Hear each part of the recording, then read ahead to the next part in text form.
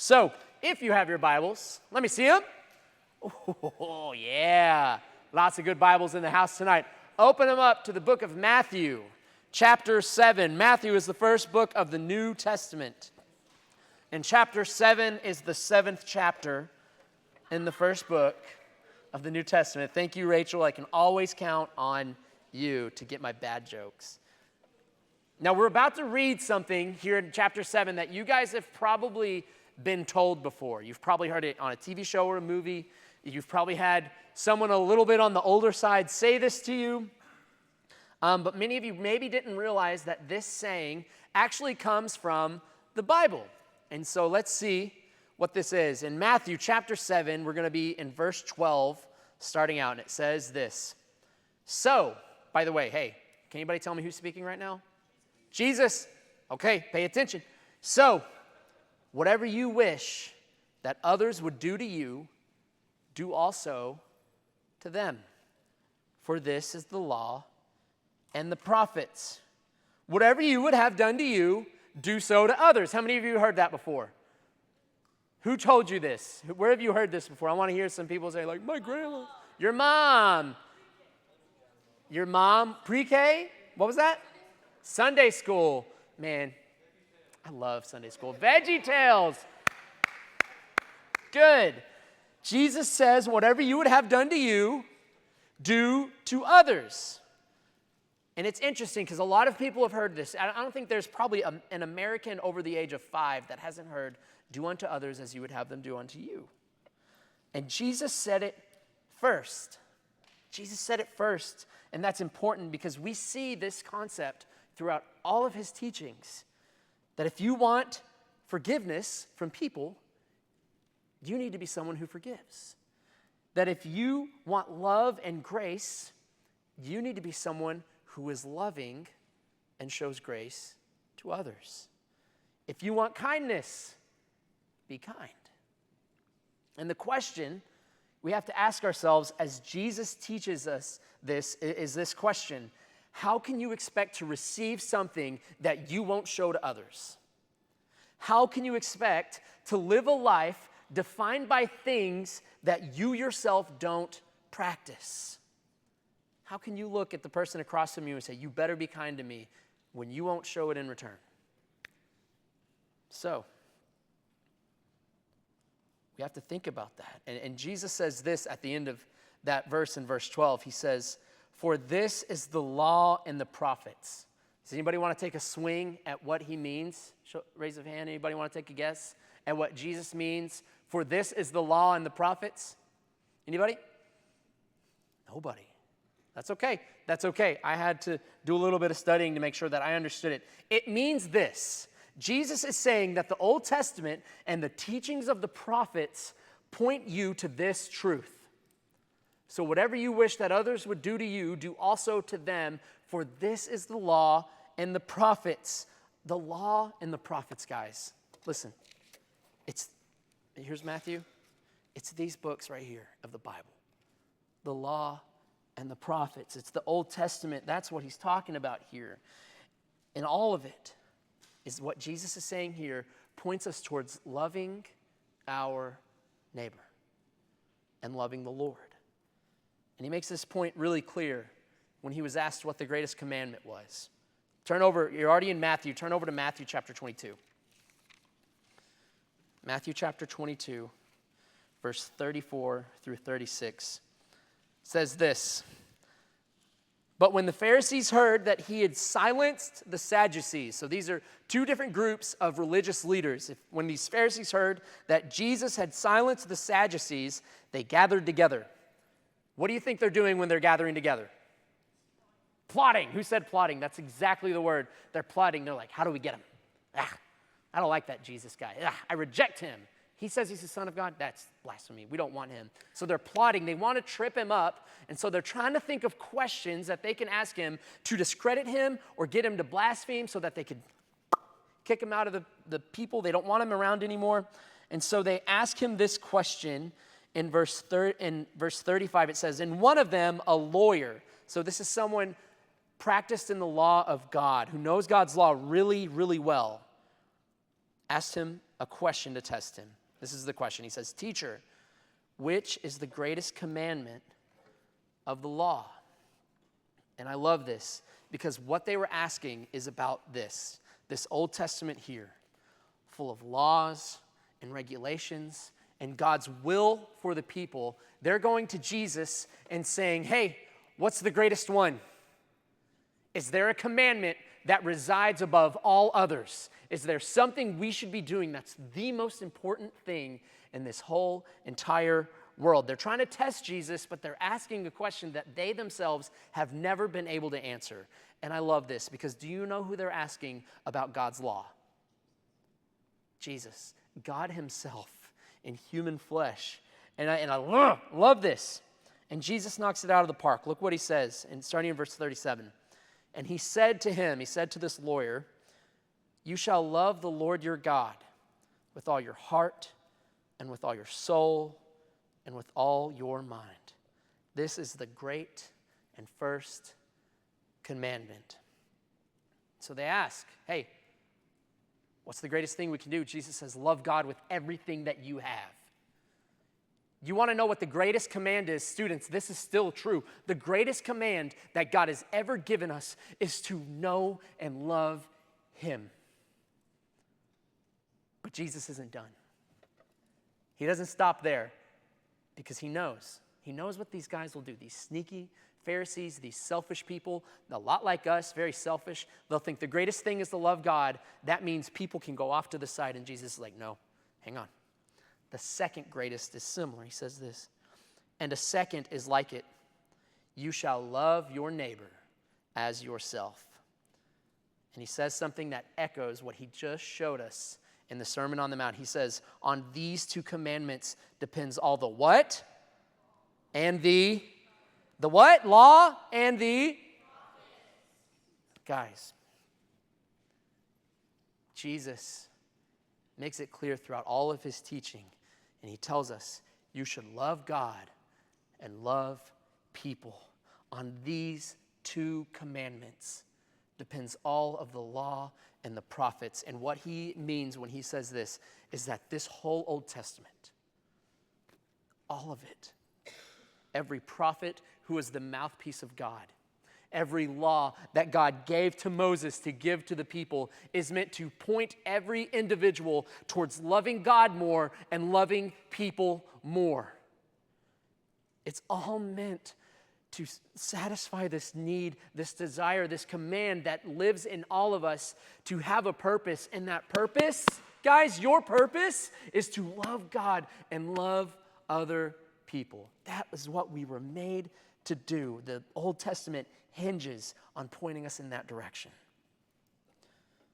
And unironically, it points us directly towards Jesus, who did both of those things perfectly. And so what Jesus is saying here and back in chapter 7, that all of this is just trying to get us to understand this simple truth, that this whole dang thing hinges on love. Love, guys, love God, love each other. That's God's desire for you, is that we would love him and love each other. But I have a question for y'all, so y'all look at me real quick. I have a question. If love is the goal, loving God and loving other people, is it always that easy?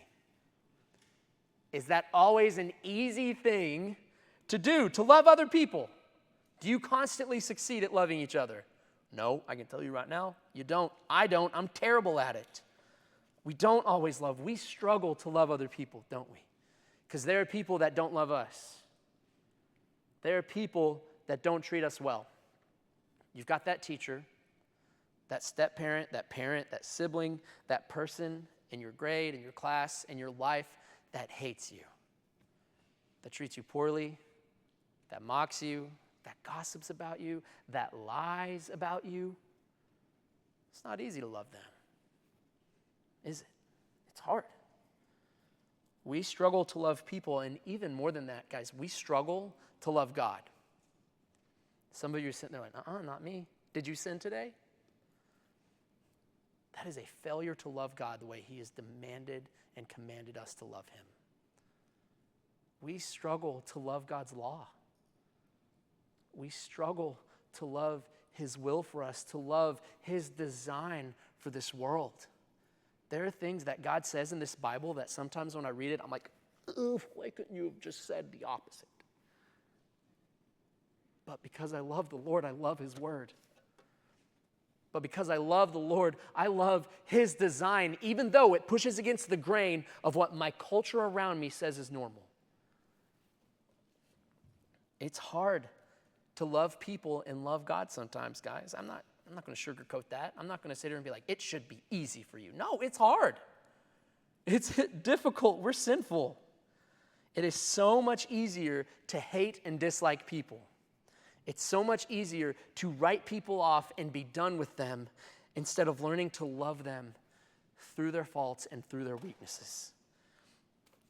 This teaching, guys, is so important because it highlights a deep, deep, deep truth about you and about me. This golden rule in Matthew 7,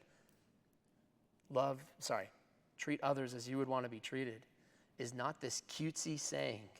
It's a diagnosis of a problem that you have. It's a diagnosis of a sickness within us. And it's this: loving people is hard. Sometimes loving the Lord is difficult. This life, guys, can I just give you a hard truth real quick? I'm giving you a lot of hard truths tonight. But can I give you a hard truth? The life that God is going to call you to is going to be difficult.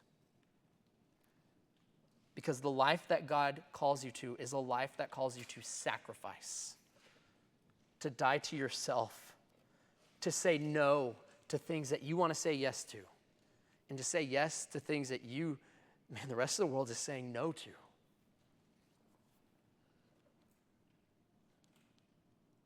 This life the life that God calls you to is a life where you're called to save your virginity until marriage. And man, this is a hard teaching. Because we want to define our sexuality. We want to define our freedom and our choices to do whatever we want with our boyfriends and our girlfriends. I get it. I struggled with that. I know how hard that can be. But the life God calls us to is a life of purity, a life of one man and one woman getting married and then enjoying the fruits of what God made in that. This life that God calls you to love your enemy. And I know that's hard. I've seen some of you work at that this year, to love your enemy, to love someone who doesn't love you back. And I know how hard it is, because are you often met with love in return? No. But yet we show it anyway, because God calls us to. Forgiveness, this is a life God calls you to, is the life of forgiveness. That's another hard command. And so we have to ask ourselves, what would Jesus have us to do if this is such a difficult life? Like, doesn't he teach that he's going to make things easier? Doesn't Jesus teach us that, come to me, all who are weary and heavy laden, and I will give you rest? For my yoke is easy and my burden is light. If that is what Jesus calls us to, why is following him so hard?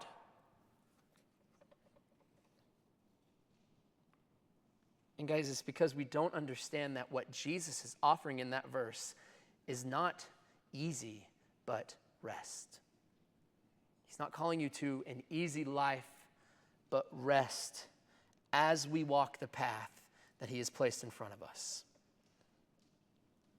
And today we're going to learn about that path he calls us to. So let's look back in Matthew chapter 7 as we jump into this next section that he's teaching in verse 13, where he says, well, hang on. Sorry. I want to jump. I'm getting too ahead of myself. I'm excited to get into this. What we're about to read in these next two verses is a parable of sorts. This is Jesus teaching what life looks like in his way, in his kingdom.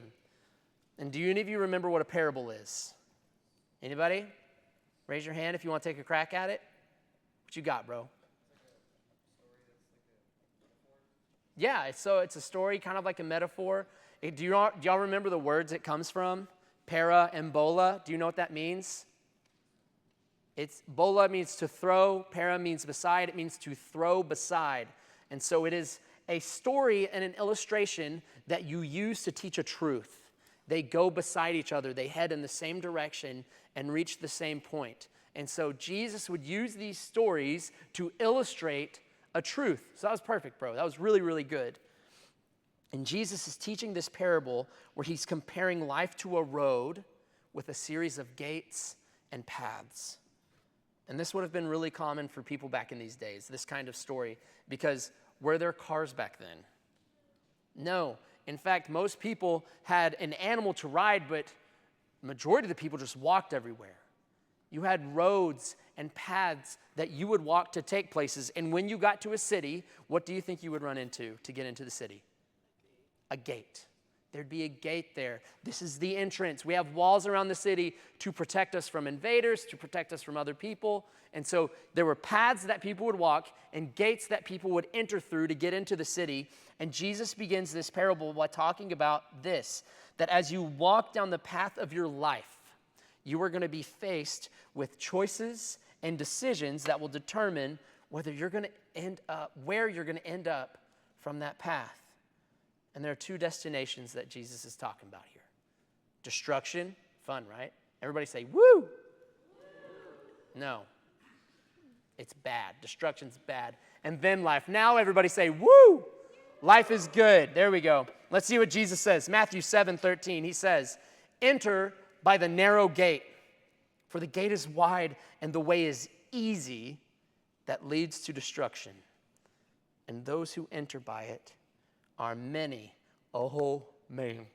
Guys, enter by the narrow gate because the gate is wide and the way is easy. Everybody say easy. That leads to destruction.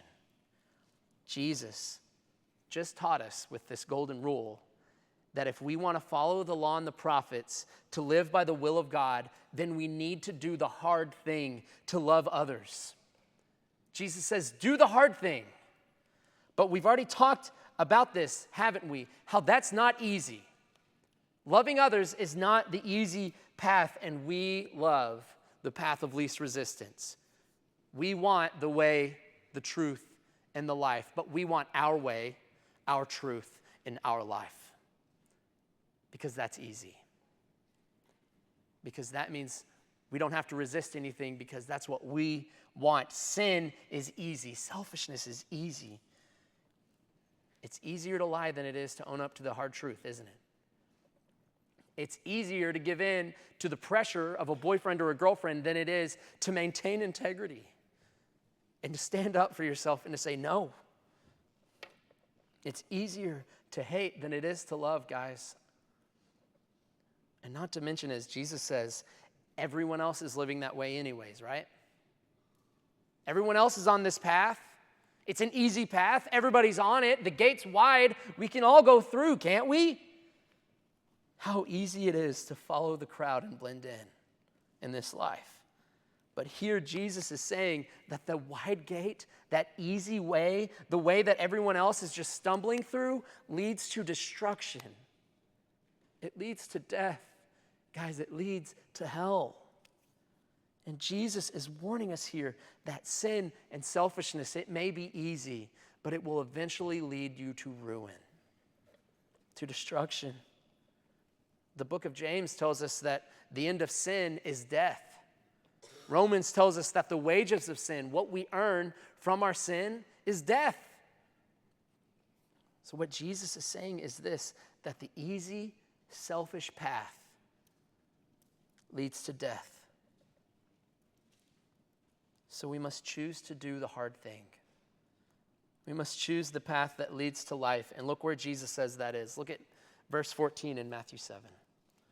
For the gate is narrow. Everybody say narrow. And the way is hard that leads to life.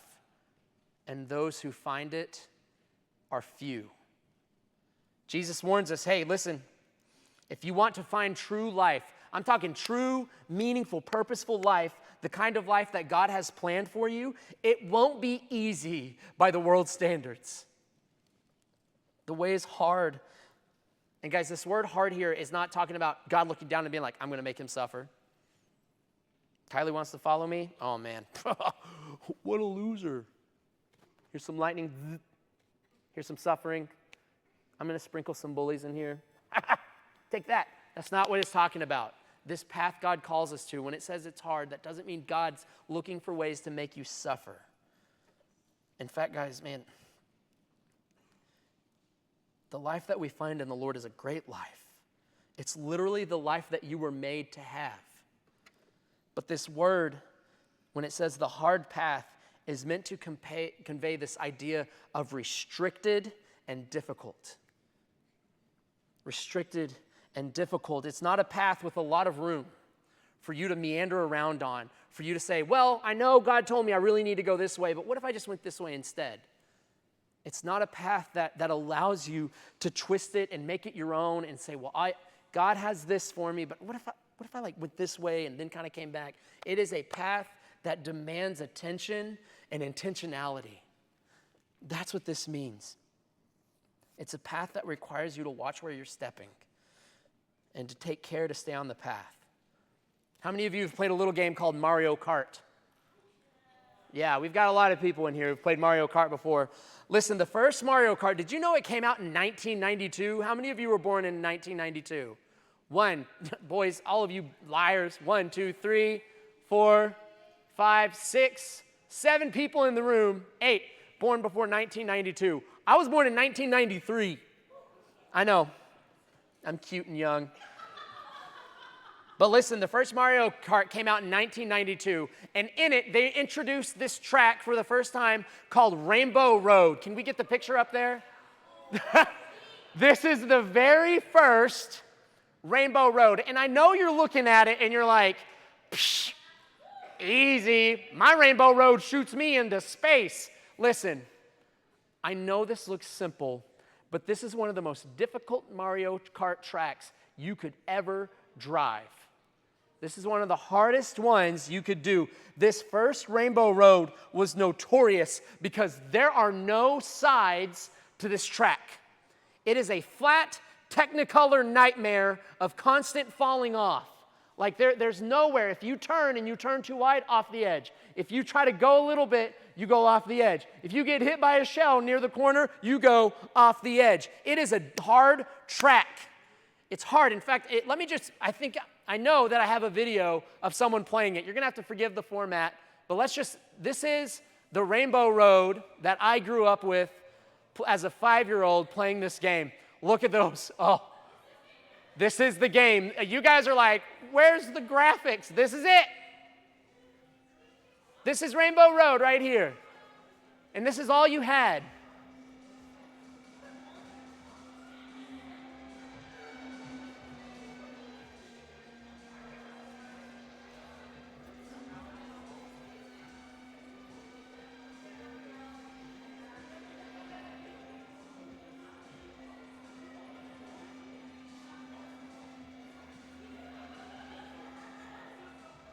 All right, I think they get it. So, listen, you guys are looking at that and you're like, those graphics are terrible.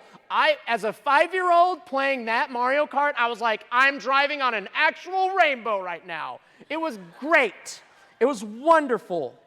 It was so good. And that track was a nightmare. It ruined me as a kid. 5-year-old Jayton learned what it meant to be a man on the Rainbow Road of the Super Nintendo.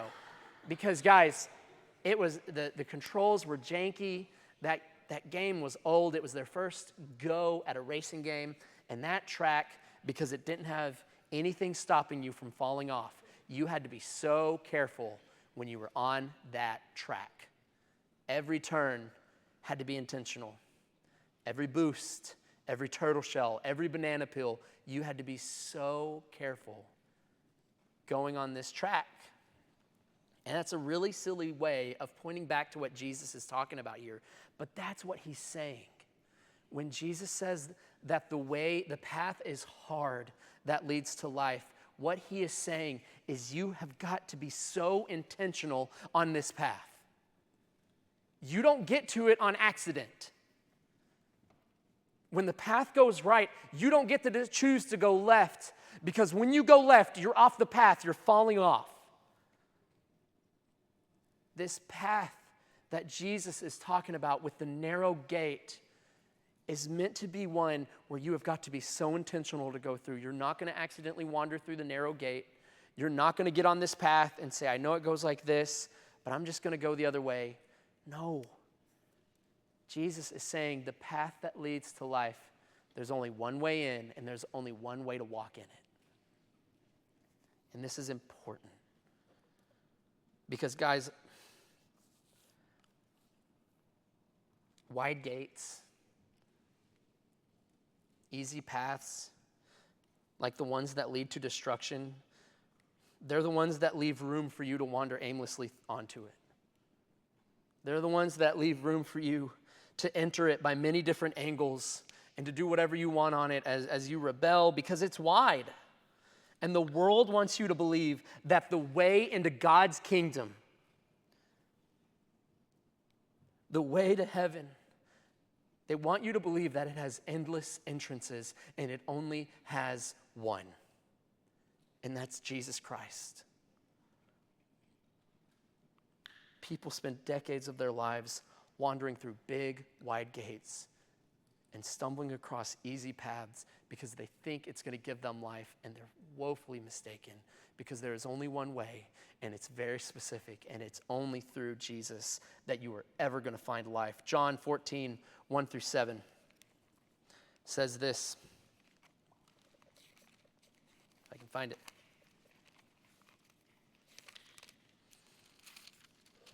There's my mark. Jesus says, let not your hearts be troubled. Believe in God, believe also in me. In my Father's house there are many rooms. If it were not so, I would not have told you that I go to prepare a place for you. And if I go and prepare a place for you, I will come again and will take you to myself. And where I am, you may be also. And you know the way to where I'm going. And Thomas said to him, Lord, we don't know where you're going. How can we know the way? Jesus said to him, I am the way and the truth and the life. No one comes to the Father except through me. If you had known me, you would have known my Father also. From now on, you do know him, and you have seen him. Jesus makes one of the most bold, true claims in his ministry, and it's this: if you want to get to God, you go through me. I am the only way. I am the only truth in this world. I am the only life. And so the path that you must walk to get to life, to get to God's kingdom, to get to him, is only in Christ. He's the only way. And guys, that path to God makes demands of you. That's why it's hard, because guys, it's a beautiful life. Following Jesus is beautiful and worth it, but it is hard. It demands that you be selfless. It demands that you tell the truth when it's hard. It demands that you seek God's righteousness before you seek anything else. And Jesus tells us that as he is the way, the truth, and the life, that if we want to get to life, then we have to follow him. That's the only way, guys. The only way you're ever going to find that path is by following Jesus, and we have to learn how to do that. Back in Matthew 16, Jesus teaches us that if you want to follow him, this is what you must do. Who wants to know how to follow Jesus today? I do. I want to know how to follow better. Jesus says this in Matthew 16. In verse 24, he says, then Jesus told his disciples, if anyone would come after me, let him deny himself and take up his cross and follow me. For whoever would save his life will lose it, and whoever would lose his life for my sake will find it. For what will it profit a man if he gains the whole world and forfeits his soul? And what shall a man give in return for his soul? Guys, this is what it looks like to live life in God's kingdom. It looks like following Jesus. And Jesus says, if you want to follow me, I need two things first. Number one, you have got to deny yourself. Life's not about you anymore. Life's not about your wants and your desires, because when you're following me, I'm the greatest want, the greatest desire that you're ever going to find. You've got to deny yourself. And number two, you've got to take up your cross and follow him. Oh, students, if you want to live the life like Jesus and follow him, you better get ready to bear your own cross. Guys, we have to do this. If you want to follow the Lord, you've got to do those two things. You've got to take up your cross and follow him. You have got to take part in his death. You have to die to yourself.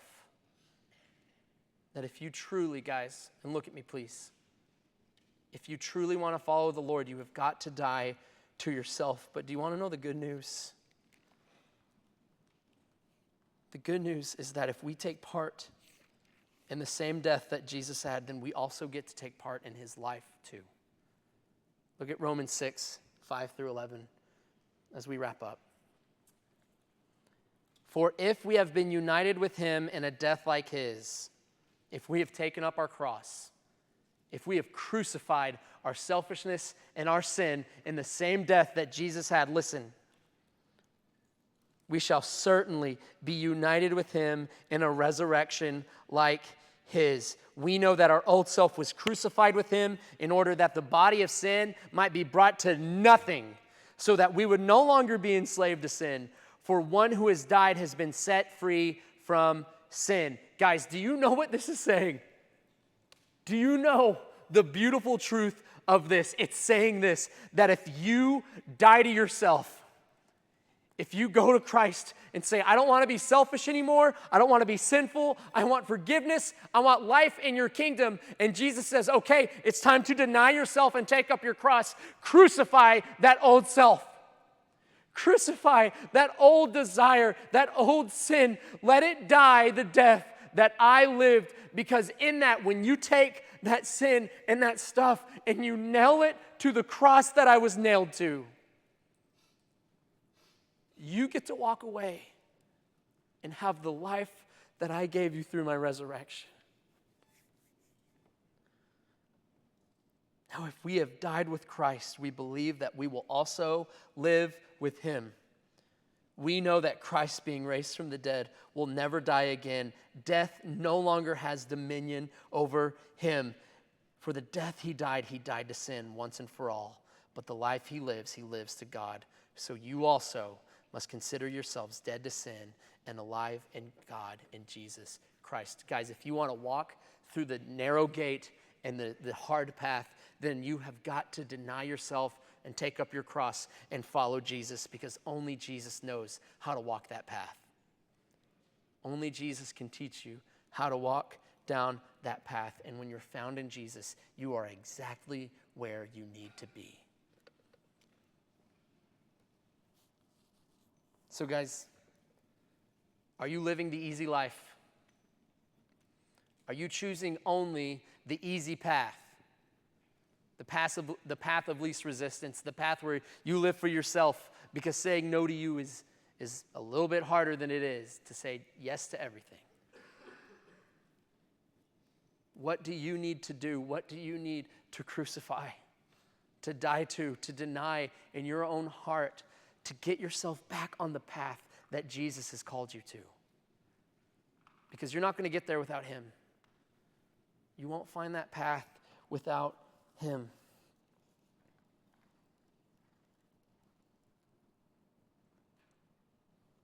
I hope that your prayer tonight, that what you took from this, that if you go to God with anything, your prayer is this: Lord, I want to take the narrow gate, and I want to walk the hard road if it leads me to you. Because it's worth it, guys. That path is absolutely worth it. Let's pray.